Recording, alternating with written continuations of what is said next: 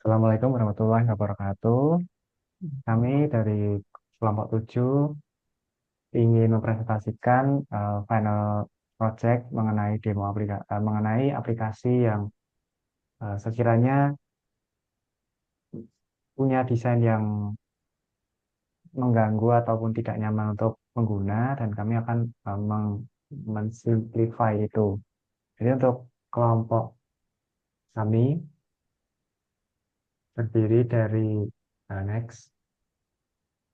Yang pertama ada saya sendiri, Devata Arya Putra dengan NIM 045, lalu ada Zaki Muhammad Zidan dengan NIM 8048, dan Farida Ariela dengan NIM belakang 061. Nah, next.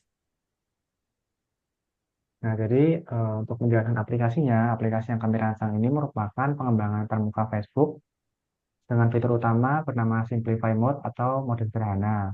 Simplify Mode ini adalah mode tampilan alternatif yang berfokus pada kesederhanaan visual dan kemudahan navigasi. Mode ini dirancang untuk mengatasi permasalahan utama pengguna Facebook, yaitu tampilannya terlalu padat, ikonnya yang terlalu kecil, dan warnanya mencolok, serta navigasinya tidak konsisten. Dalam Simplify Mode, interface Facebook dinampilkan secara lebih minimalis dengan ikon yang lebih besar, warna yang lebih soft, serta jumlah menu yang dibatasi hanya pada fitur inti seperti Home, Friends, Group, dan Profile. Jadi dengan demikian, pengguna dapat lebih fokus pada konten utama tanpa terganggu oleh elemen visual yang berlebihan. Mode ini dapat diaktifkan maupun dinonaktifkan melalui menu pengaturan, sehingga pengguna tetap memiliki fleksibilitas untuk kembali ke tampilan standar sesuai kebutuhan. Next.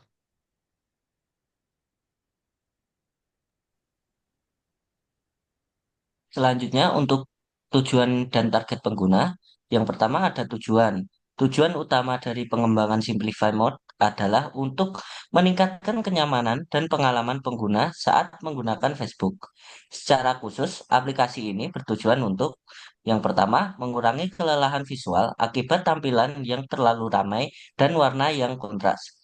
Yang kedua, mempermudah proses navigasi dengan tata letak yang lebih konsisten dan intuitif. Ketiga, membantu pengguna menemukan fitur yang mereka butuhkan dengan lebih cepat dan efisien. Dan yang keempat, meningkatkan minat dan durasi penggunaan Facebook, terutama bagi pengguna yang sebelumnya merasa enggan menggunakan aplikasi karena tampilannya yang membingungkan. Melalui pendekatan user-centered design, desain ini dikembangkan berdasarkan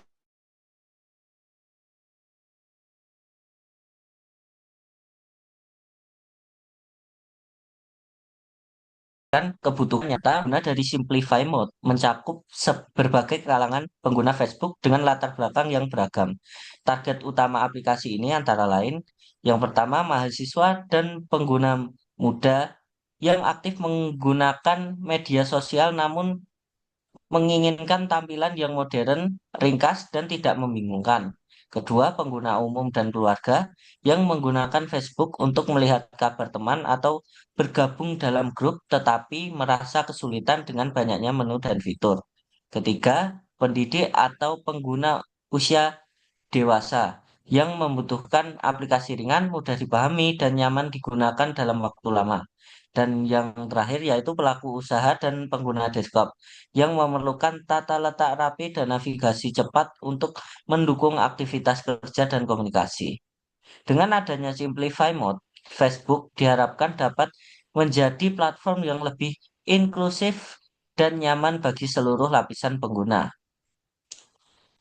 Selanjutnya, selanjutnya eh, untuk kami akan memperlihatkan demo prototipe Simplify Mode untuk menunjukkan bagaimana perubahan desain ini diterapkan, yang akan dilanjutkan oleh teman saya.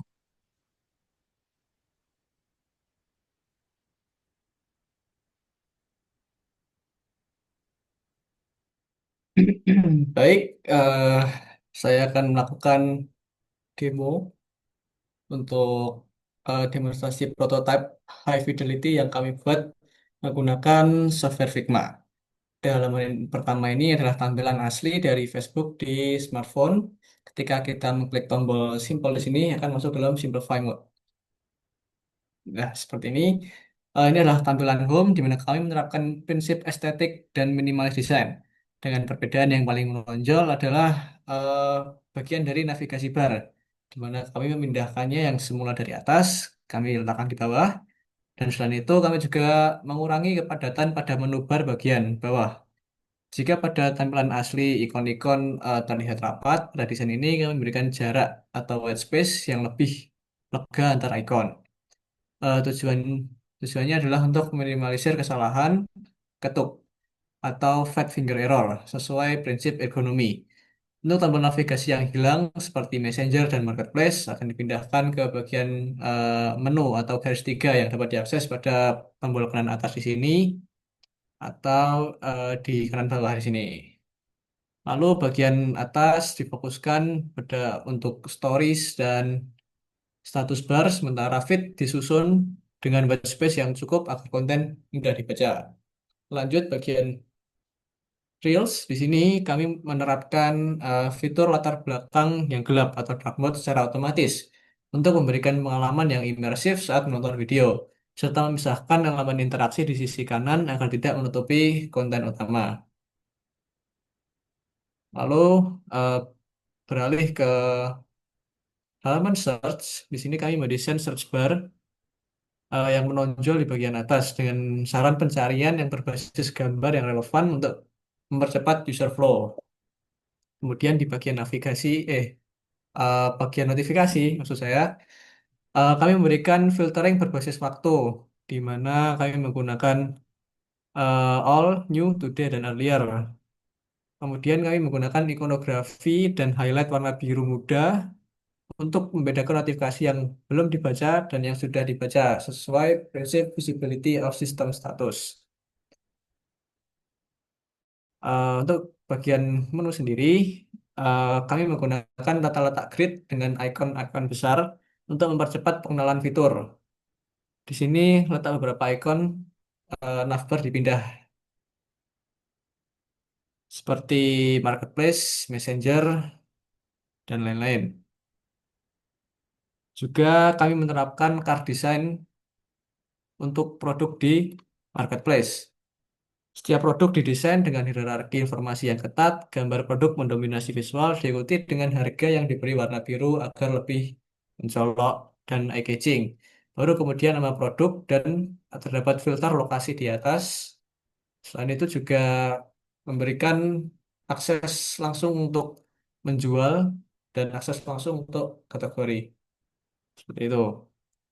Lalu untuk lokasinya sendiri, kami menyertakan indikator lokasi dengan radius seperti 65 km dan lain-lain di bagian header. Kemudian ada juga today pics agar pengguna sadar bahwa barang yang ditampilkan relevan dengan lokasi mereka saat ini.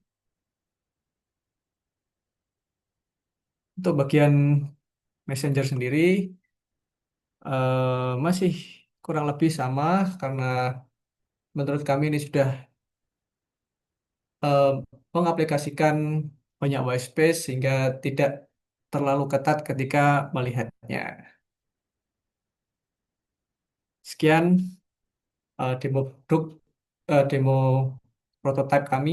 Kami kembalikan ke rekan saya.